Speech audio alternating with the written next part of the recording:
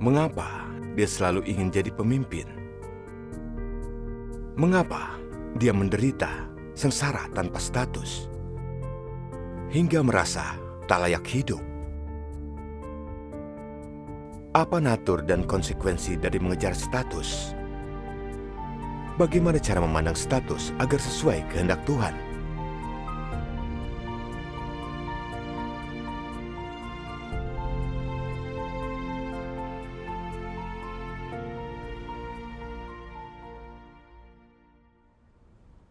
Saat kami mengobrol, aku dengar pemimpin berkata, Saudari Zhenxin berkualitas baik dan praktis mempersekutukan kebenaran.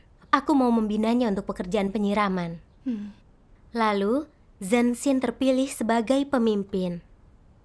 Mendengar hal itu, hatiku jadi merasa sedih.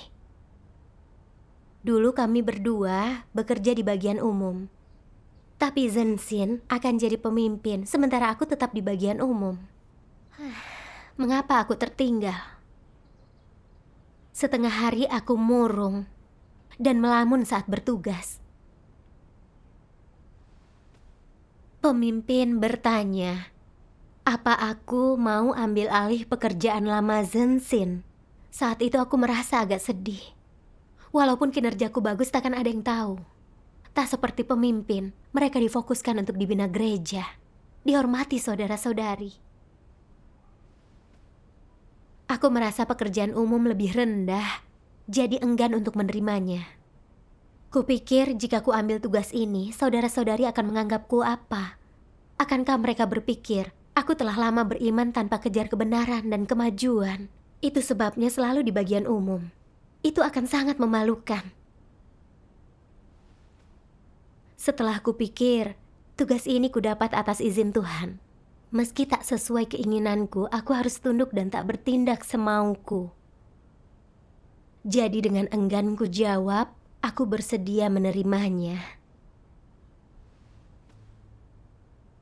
Setelah itu, pemimpin berkata, Saudara Sang Jin bisa dibina jika dia berusaha menuju jalan masuk kehidupannya. Mendengar itu, aku makin tak nyaman. Aku mengawasi pekerjaan Sang Jin. Tapi dialah orang yang ingin dibina pemimpin. Jadi kenapa tak ada yang sebut namaku? Aku pengawasnya, tapi tak dipromosikan. Posisiku sama saja. Apa anggapan orang pada diriku? Apa aku sungguh seburuk itu? Aku mampu kelola pekerjaan, temukan masalah dan menyelesaikannya. Ketika pemimpin berdiskusi, ku sampaikan pendapatku dan beri saran. Kenapa dia tak melihat kelebihanku? Aku akan senang jika pemimpin berkata aku pantas dipromosi, tapi aku diperlukan untuk mengawasi pekerjaan umum. Itu membuktikan aku tak buruk dan akan membuatku merasa lebih baik. Selama itu, aku merasa kesal saat memikirkannya. Aku merasa sangat lesu, malas bicara dengan saudara-saudariku. Tak memikul beban dalam tugasku. Saat mereka melaporkan masalah, aku tak memikirkan secermat dulu. Pekerjaanmu jadi terpengaruh? Iya. Lalu, pengawasku memintaku untuk urus pekerjaan. Tapi aku tidak memperhatikannya. Akhirnya pekerjaanku terpengaruh. Suatu hari, pemimpin memintaku mengantar barang ke pertemuan grup Zhenxin. Mendengar ini, aku malas pergi. Karena takut pada pendapat Zhenxin tentang diriku. Kami pernah bertugas bersama. Dia sudah jadi pemimpin, tapi aku tetap di pekerjaan umum. Takutnya dia meremehkanku dan berpikir aku gagal. Jika kabur, pekerjaanku terpengaruh. Jadi aku terpaksa pergi. Sesampainya di sana, agar Zhenxin tak mengenaliku, aku terus menunduk sambil main ponsel selama setengah jam lebih. Saat saudara-saudari mengobrol denganku, aku tak berani mendongak karena takut dikenali Zhenxin. Sungguh melelahkan hidup demi status. Waktu itu, aku merasa tak berguna.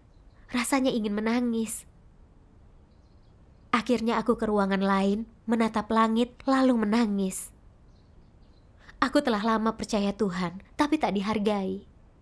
Orang lain bisa jadi pemimpin, aku terjebak di pekerjaan umum. Apa gunanya hidup seperti ini?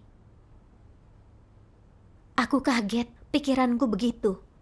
Bisa-bisanya berpikir begitu. Setelahnya, aku teringat firman Tuhan. Bagi antikristus, status dan gengsi adalah hidup mereka.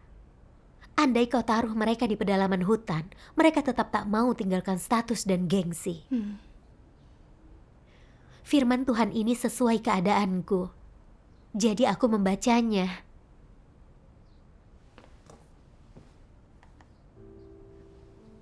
Tuhan Yang Maha Kuasa berfirman, bagi antikristus, status dan gengsi adalah hidup mereka. Bagaimanapun cara mereka hidup, di lingkungan manapun mereka tinggal, pekerjaan apapun yang mereka lakukan, apapun yang mereka perjuangkan, apapun tujuan mereka, apapun arah hidup mereka, semua itu berkisar tentang bagaimana memiliki reputasi yang baik dan posisi yang tinggi. Dan tujuan ini tidak berubah. Mereka tidak pernah mampu melepaskan hal-hal semacam ini. Inilah wajah para antikristus yang sebenarnya dan esensi mereka. Seandainya engkau menempatkan mereka di hutan primer jauh di pedalaman pegunungan, mereka tetap tidak akan mengesampingkan pengejaran mereka akan status dan gengsi. Engkau dapat menempatkan mereka di antara kelompok orang manapun, dan satu-satunya yang mereka pikirkan tetaplah status dan gengsi. Meskipun para antikristus juga percaya kepada Tuhan, mereka memandang pengejaran akan status dan gengsi sama dengan pengejaran iman kepada Tuhan dan menganggapnya memiliki bobot yang sama. Artinya, pada saat mereka menempuh jalan iman kepada Tuhan, mereka juga mengejar status dan gengsi mereka sendiri. Dapat dikatakan bahwa di dalam hati para antikristus, mereka percaya bahwa iman kepada Tuhan dan pengejaran akan kebenaran adalah pengejaran status dan gengsi. Pengejaran akan status dan gengsi juga adalah pengejaran akan kebenaran, dan mendapatkan status dan gengsi berarti mendapatkan kebenaran dan hidup. Jika mereka merasa bahwa mereka belum memiliki gengsi atau status, bahwa tak seorang pun mengagumi mereka atau memuja mereka, atau mengikuti mereka, mereka merasa sangat frustrasi. Mereka yakin tidak ada gunanya percaya kepada Tuhan, itu tidak bernilai, dan mereka berkata dalam hati, apakah kepercayaan kepada Tuhan seperti itu adalah sebuah kegagalan? Apakah itu sia-sia? Mereka seringkali memikirkan hal-hal semacam itu di dalam hatinya. Mereka memikirkan bagaimana mereka dapat memiliki kedudukan di rumah Tuhan, bagaimana mereka dapat memiliki reputasi yang tinggi di gereja, sehingga orang-orang mendengarkan ketika mereka berbicara dan mendukung mereka ketika mereka bertindak dan mengikuti mereka kemanapun mereka pergi. Agar mereka memiliki hak bicara di gereja, reputasi, sehingga mereka menikmati keuntungan dan memiliki status. Mereka seringkali merenungkan hal-hal semacam itu. Semua ini adalah hal-hal yang dikejar oleh orang-orang semacam itu. Amin. Amin. Dari firman Tuhan aku paham, apapun yang mereka lakukan, antikristus memikirkan statusnya dulu. Tidak pernah berhenti mengejar ketenaran dan status. Bagi mereka, status sama pentingnya dengan hidup. Iya. Aku merenung. Kenapa aku tak pernah mau di pekerjaan umum? Kenapa aku sangat ingin jadi pemimpin? Aku sadar, alasan utamanya aku merasa pemimpin punya status. Selain dikagumi saudara-saudari, mereka dihargai pemimpin tinggi dan gereja fokus membina mereka. Menjadi pemimpin itu keren. Bisa tenar dan diterima semua orang. Menjadi pemimpin berarti aku sukses. Melakukan pekerjaan umum adalah melakukan urusan eksternal. Hanya yang tak kejar kebenaran bertugas seperti itu dan dipandang rendah. Karena pemikiran keliru ini, saat orang di sekelilingku dipromosikan, bahkan ada yang jadi pemimpin, aku sangat terluka dan ingin pemimpin menyebutkan namaku. Saat pemimpin membina orang lain dan bukan aku jadi sangat sedih hingga tak mau bertemu orang dan tak lagi berminat bekerja. Setiap hari tersiksa oleh status, itu mengerikan. Hingga kurasa hidup tak layak dijalani. Mengejar status berarti menempuh jalan yang sama seperti antikristus. Menyadari itu, aku merasa takut. Aku segera berdoa untuk bertobat. Tuhan, keinginanku akan status terlalu kuat. Aku tak mau hidup tak mematuhimu. Mohon bimbinglah aku untuk terbebas dari belenggu status. Mengejar status itu tidak bagus, terlalu menyakitkan. Iya. Jadi bagaimana kau selesaikan keadaanmu? Suatu hari saat baca firman Tuhan, pandanganku berubah. Tuhan Yang Maha Kuasa berfirman, "Apakah engkau semua selalu ingin melebarkan sayap dan terbang? Apakah engkau selalu ingin terbang sendiri, menjadi raja wali, dan bukan menjadi burung kecil? Watak apa ini? Inikah prinsip manusia dalam bertindak? Pengejaranmu dalam hidup ini haruslah didasarkan pada firman Tuhan. Hanya firman Tuhan yang adalah kebenaran. Engkau semua telah dirusak sedemikian dalamnya oleh iblis dan selalu menganggap budaya tradisional, perkataan iblis sebagai kebenaran, sebagai objek pengejaranmu yang membuatmu dengan mudahnya mengambil jalan yang salah, menempuh jalan yang menentang Tuhan. Pemikiran dan pandangan manusia yang rusak, serta hal-hal yang mereka perjuangkan, bertentangan dengan kehendak Tuhan, dengan kebenaran, dan dengan hukum bahwa Tuhan berkuasa atas segala sesuatu, bahwa Dia mengatur segala sesuatu, dan bahwa Dia mengendalikan nasib manusia. Jadi, betapapun pantas dan masuk akalnya pengejaran seperti itu menurut pemikiran dan gagasan manusia, di mata Tuhan, semua itu bukanlah hal yang positif dan semua itu tidak sesuai dengan kehendak-Nya.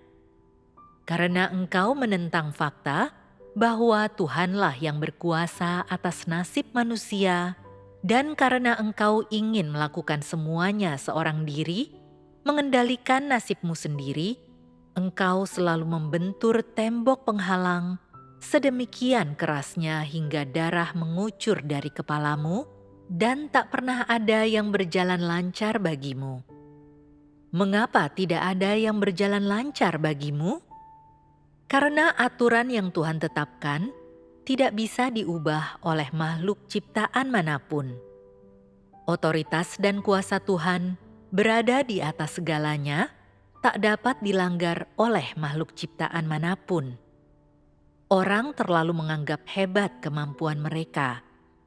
Apa yang selalu membuat orang ingin lepas dari kedaulatan Tuhan dan selalu ingin mengendalikan nasib mereka sendiri serta merencanakan masa depan mereka sendiri dan ingin mengendalikan prospek, arah, dan tujuan hidup mereka sendiri? Berasal dari manakah titik awal ini? Dari watak rusak iblis dalam diri kami. Lalu, apa akibatnya jika orang memiliki watak rusak iblis dalam dirinya? Mereka menentang Tuhan. Apa yang terjadi dengan orang yang menentang Tuhan? Penderitaan. Penderitaan? Yang terjadi adalah kebinasaan. Ini jauh lebih buruk daripada penderitaan.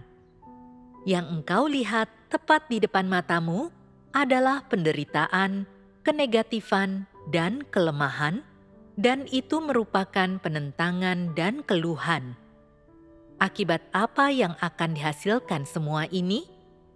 Kebinasaan. Ini bukan masalah kecil, Dan ini bukan lelucon. Orang yang tidak memiliki hati yang takut akan Tuhan tidak mampu memahami hal ini. Amin. Iya, firman Tuhan jelas menyebut, jalan mengejar status adalah jalan menentang Tuhan, dan kesudahannya itu kehancuran. Iya. Aku seperti yang firman Tuhan singkapkan, ingin jadi elang, bukan burung seriti. Kupikir pekerjaan umum menjadikan aku burung seriti, yang tak layak dibina dan dipandang rendah. Pemimpin itu seperti elang, berpotensi dan dihormati oleh orang lain. Pedomanku, manusia bergelut ke atas, air mengalir ke bawah. Seperti pohon hidup untuk kulitnya, manusia hidup untuk martabat dan nama baiknya, dan racun iblis lainnya. Untuk hidup baik, status orang harus makin tinggi. Makin tinggi status, makin baik. Atau kau jalani hidupmu sia-sia. Dikuasai pemikiran keliru ini, aku tak bisa bertugas secara praktis. Selalu berusaha jadi pemimpin agar dihormati. Tahu saudara-saudari terpilih jadi pemimpin, aku merasa sedih. Tak bisa terima. Kupikir aku tak lebih buruk dari mereka. Kenapa yang lain bisa jadi pemimpin, tapi aku terjebak di pekerjaan umum? Aku mengeluh kepada Tuhan. Berpikir bertugas di pekerjaan umum tak mengejar kebenaran. Aku hidup dalam kenegatifan. Mulai asal kerja dan lalai bertugas. Akhirnya kerjaanku terpengaruh. Hasratku akan status besar. Aku sudah tahu kualitas orang dan tugas mereka. Semua sudah diatur Tuhan. Termasuk tugasku saat ini. Jadi aku harus menerima dan menaatinya. Iya. Kurasa karena aku di pekerjaan umum, tak ada yang menghargaiku. Aku jadi sedih. Itu karena pandangan salahku tentang pengejaran ketidakmampuanku menaati aturan Tuhan. Iya. Aku tak mampu menaati aturan Tuhan, selalu mengeluh. Esensinya, aku jadi melawan dan memberontak. Jika terus begini, akhirnya aku akan dibenci Tuhan. Iya. Akibat dan natur mengejar status sangat serius. Lalu, aku membaca 2 firman Tuhan. Oh.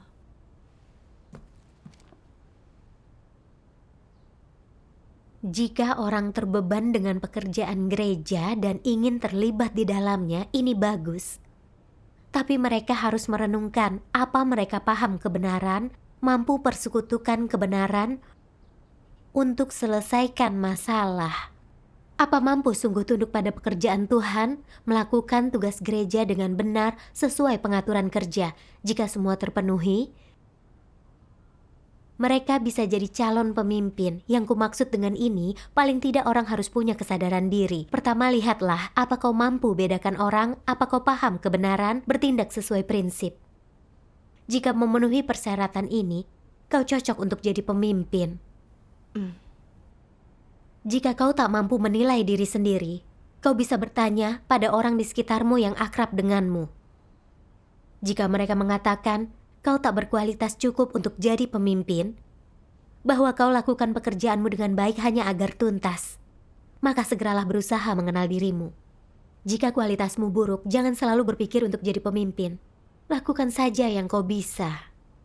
Lakukan tugasmu secara benar dan praktis agar pikiranmu tenang. Ini juga bagus. Jika kau mampu jadi pemimpin, jika kau sungguh punya kualitas, keterampilan kerja, dan perasaan terbeban, kau orang tepat yang diperlukan di rumah Tuhan. Kau pasti akan dipromosikan. Tapi ada waktu Tuhan dalam segala hal. Keinginan ini untuk dipromosikan bukanlah ambisi.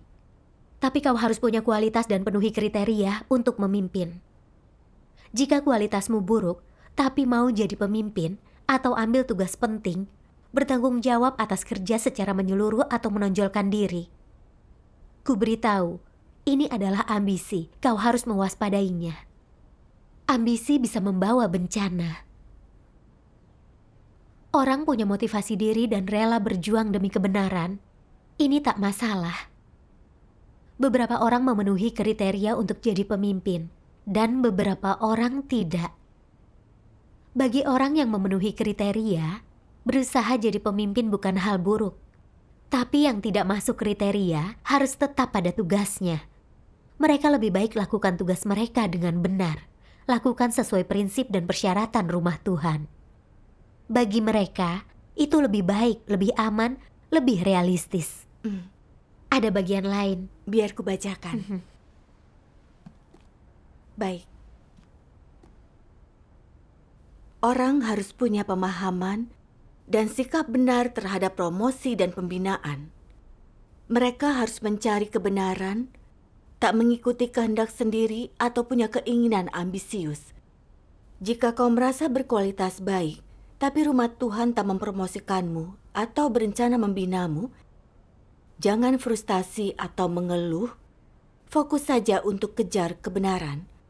Jika punya tingkat pertumbuhan dan mampu bekerja nyata, umat pilihan Tuhan tentu akan memilihmu jadi pemimpin.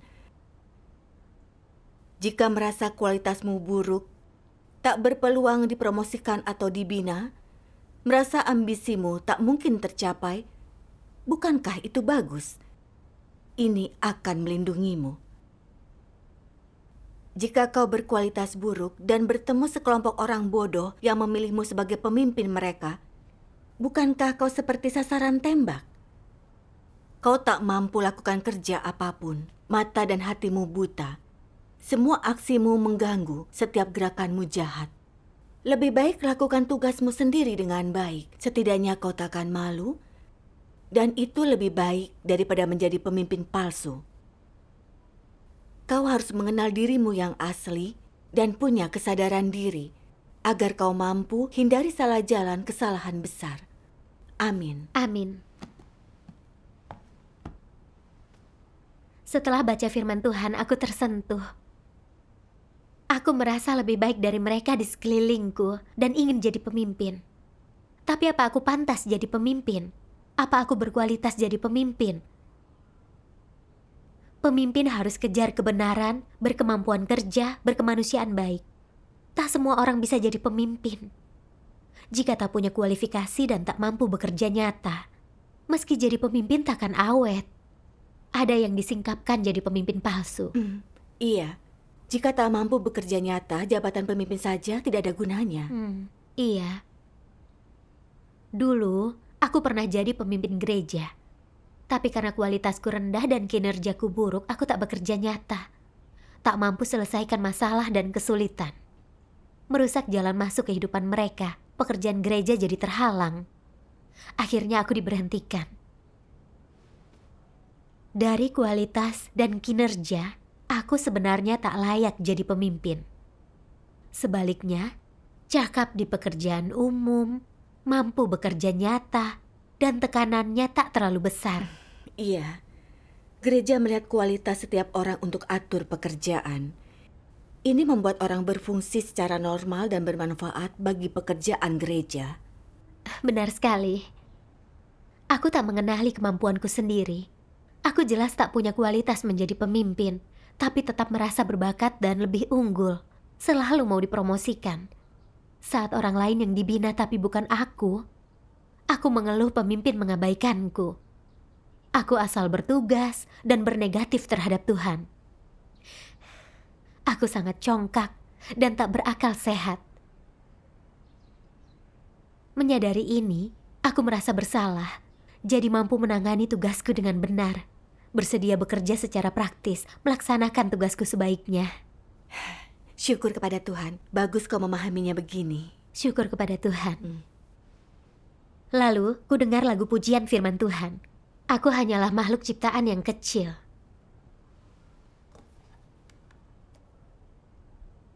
Tuhan, entah aku punya status atau tidak, kini aku paham tentang diriku. Jika statusku tinggi, itu karena kau tinggikan. Jika statusku rendah, itu karena ketetapanmu. Segala sesuatunya ada di tanganmu. Aku tak punya pilihan atau keluhan apapun. Kau tetapkan aku lahir di negeri ini dan di tengah orang-orang ini, dan aku harus taati perintahmu sepenuhnya, karena semua ada seperti yang kau tetapkan. Aku tak pedulikan status, bagaimanapun aku hanya makhluk ciptaan. Jika kau menaruhku di jurang maut dalam lautan api dan belerang, diriku ini hanyalah makhluk ciptaan. Kau memakaiku, aku makhluk ciptaan. Kau lengkapiku, aku makhluk ciptaan. Jika kau tak lengkapiku, aku tetap mengasihimu, karena aku hanya makhluk ciptaan. Aku makhluk ciptaan kecil yang diciptakan Tuhan Sang Pencipta. Hanya salah satu dari umat manusia. Kaulah penciptaku. Kau menaruhku lagi di tanganmu untuk kau perlakukan sesuai kehendakmu. Aku bersedia menjadi alatmu dan juga kontrasmu. Karena segalanya sudah ditetapkan olehmu. Tidak ada yang dapat mengubahnya. Semua hal dan peristiwa ada di tanganmu. Amin. Amin. Saat merenungkan liriknya, hatiku berbinar. Statusku telah ditentukan oleh Tuhan. Entah punya status atau tidak, aku makhluk ciptaan. Statusku tinggi, aku makhluk ciptaan. Statusku rendah, tetap makhluk ciptaan juga. Esensiku takkan berubah. Gereja mengaturku di pekerjaan umum, jadi aku harus mematuhinya. Manfaatkan semua kelebihanku, lakukan pekerjaan umum sebaiknya. Ini kewajibanku sebagai makhluk ciptaan. Amin. Setelahnya, aku merasa dibebaskan dan berdoa dalam hati.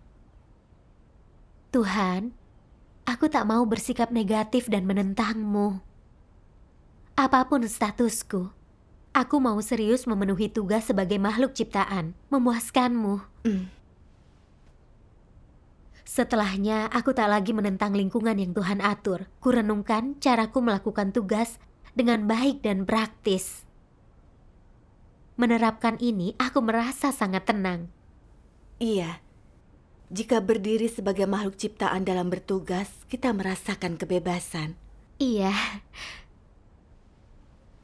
Lalu, kusadari ada alasan lain yang membuatku benci pekerjaan umum. Mengenai pekerjaan umum, aku punya pandangan tak masuk akal. Orang di pekerjaan umum tak mengejar kebenaran. Mereka lebih rendah, tak layak diselamatkan. Hanya orang yang dipromosikan yang mengejar kebenaran, berpeluang untuk diselamatkan. Aku membaca firman tentang pandangan salah ini.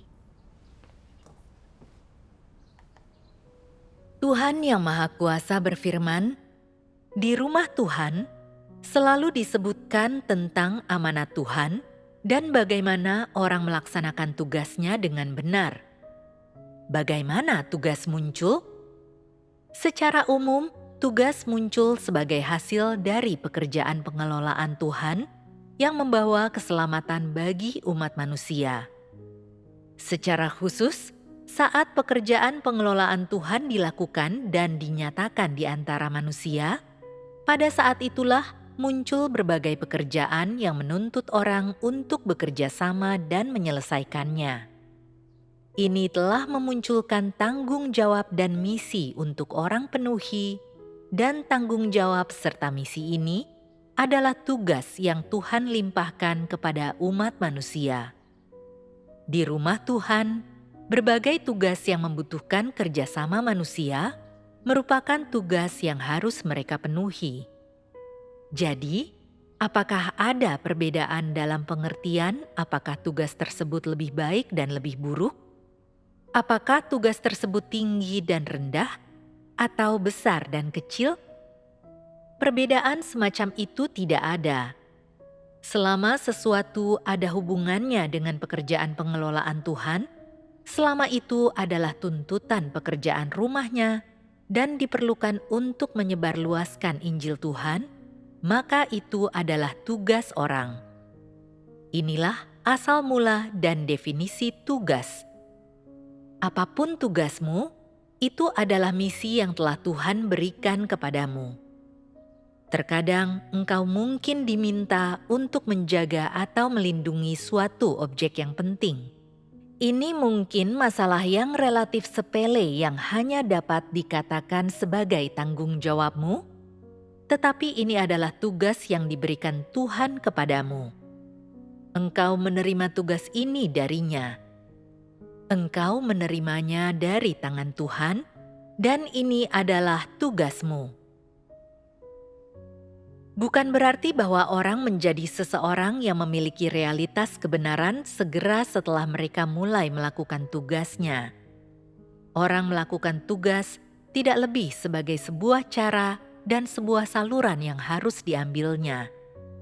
Dalam melakukan tugasnya, orang menggunakan pengejaran kebenaran untuk mengalami pekerjaan Tuhan secara bertahap memahami dan menerima kebenaran, dan kemudian menerapkan kebenaran. Mereka kemudian mencapai keadaan di mana mereka membuang watak rusak mereka, melepaskan ikatan dan kendali watak rusak iblis, dan dengan demikian mereka menjadi orang yang memiliki realitas kebenaran dan orang yang memiliki kemanusiaan yang normal. Hanya jika engkau memiliki kemanusiaan yang normal, barulah pelaksanaan tugasmu dan tindakanmu akan membangun orang dan memuaskan Tuhan. Dan hanya jika orang dipuji Tuhan oleh karena pelaksanaan tugas mereka, barulah mereka dapat menjadi makhluk ciptaan Tuhan yang dapat diterima. Amin. Amin. Iya, tugas apapun yang kau kerjakan, yang terpenting mengejar kebenaran. Iya. Firman Tuhan mengubah pandangan tugasku yang keliru. Tugas muncul dari pekerjaan pengelolaan Tuhan untuk selamatkan manusia. Tak ada beda besar kecilnya tugas. Iya, Apapun tugasnya, itu adalah tanggung jawab orang. Orang harus berupaya yang terbaik. Jika ingin pekerjaan gereja berjalan lancar, butuh kerjasama dari tiap orang yang bertugas. Setiap tugas sangat penting. Tugas pemimpin penting, tapi pekerjaan umum juga penting. Jika rantainya hilang, pekerjaan gereja akan terpengaruh. iya, Menjadi pemimpin juga bukan berarti punya kebenaran dan diselamatkan. Meski kau lama jadi pemimpin, jika tak kejar kebenaran, Tuhan takkan berkenan. Renungkanlah tentang pemimpin palsu yang disingkap. Gereja membina mereka untuk tugas penting, tapi mereka tak kejar kebenaran. Mereka mengejar status, sibuk dengan urusan pribadi, dan memusuhi Tuhan. Akhirnya mereka disingkirkan. Tuhan itu adil. Dia sudah tentukan kesudahannya, bukan berdasarkan peran penting atau status tinggi orang. Yang terpenting, apakah watak hidup mereka berubah dan memperoleh kebenaran. Jika percaya Tuhan, tapi tak kejar kebenaran, dan watak hidup tak berubah, tugas apapun yang kau perbuat, kau akan disingkap dan disingkirkan. iya. Tuhan itu adil, tak beda-bedakan orang. Aku teringat pada firman Tuhan, sukses atau gagal tergantung jalanmu. Keberhasilanmu percaya Tuhan tergantung pada jalan yang kau tempuh. Mengejar kebenaran dan memenuhi tugas secara praktis adalah hal yang terpenting. Iya. Pengalamanku selama ini memperlihatkan sedikit lebih jelas natur mengejar status. Mengejar gengsi dan status bukan jalan benar, itu menentang Tuhan. Mengejar kebenaran itu yang terpenting. Amin. Selain itu, ini juga memberiku kesadaran yang benar tentang diriku. Ambisiku untuk jadi pemimpin tak lagi kuat. Saat mendengar orang lain terpilih jadi pemimpin, meski terkadang masih membuat emosi, dengan meninggalkan diriku, aku tak lagi terkekang. Mampu bekerja sama secara normal dengan mereka dalam tugas. Syukur kepada Tuhan, ini keselamatan Tuhan. Syukur kepada Tuhan.